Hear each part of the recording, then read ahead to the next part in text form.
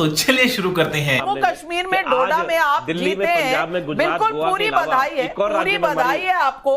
डोडा में अगर आप एक सीट लेकर आते हैं तो बिल्कुल ये आगाज है और इसकी बधाई के पात्र आप हैं। और बीजेपी जो सिर्फ 19 सीट लड़ी थी कश्मीर वैली में, वहां उनको कम से कम कश्मीर वैली में एक सक्सेस मिला है, और वो भी एक टेररिस्ट से जिसके पिता की हत्या हुई थी, उस लड़की का शगुन परिहार को वो सीट मिली है। ये दोनों चीजें बहुत अहम है कश्मीर में। और जम्मू में जहां कांग्रेस वर्सेस बीजेपी था, वहां कांग्रेस का कुछ भी प्रदर्शन नहीं रहा। और आनंद रंगनाथन, सवाल यही है, कांग्रेस बार बार कह रही है और अनुराग भदौरिया जी भी कहना चाह रहे हैं कि इंडिया अलायंस में वन ऑल चल रहा है।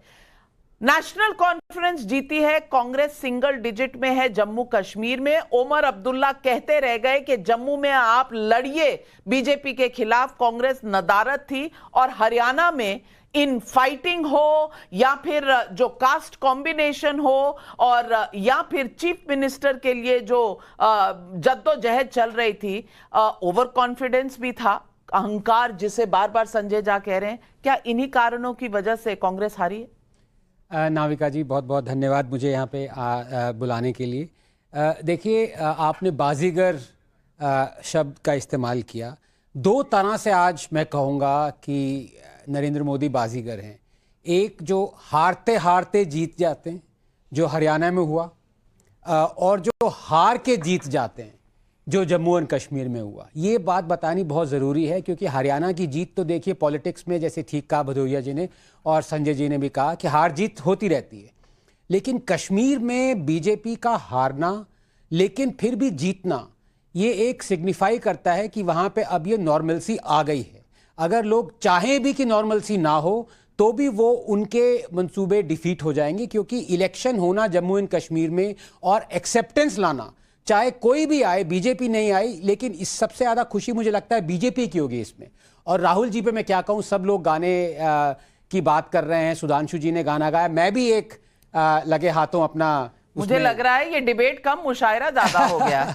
तो राहुल जी की स्थिति उस तरह की है कि हरियाणा में देखिए हारे और कश्मीर में अब गवर्नमेंट बनाएंगे, तो गम और खुशी में फर्क महसूस ना हो जहां, गम और खुशी में महसूस फर्क ना हो जहां, मैं दिल को उस मकाम पे लाता चला गया, हर फिक्र को धुएं में उड़ाता चला गया। ये राहुल जी की वो है।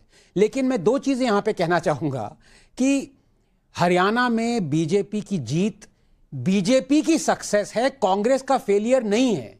ये मैं क्यों कह रहा हूँ? एक डेवलपमेंट हुआ है। देखिए, कोई भी सरकार 3 बार एंटी इनकम्बेंसी बीट नहीं कर सकती। मतलब ये 50 साल के बाद हुआ है नाविका, ये कांग्रेस की जीत नहीं, मतलब हार नहीं हो सकती। ये सरकार ने कुछ किया होगा। अगर आप एक्सपोर्ट्स देखें हरियाणा के, पिछले 10 साल में 4.5 टाइम्स बढ़े हैं, आकी बहुत सारे आंकड़े। लेकिन दूसरी जरूरी बात यह है, आपने कहा जय जवान, जय किसान, जय पहलवान, बीजेपी ने भी ऑपोजिशन से सीखा है।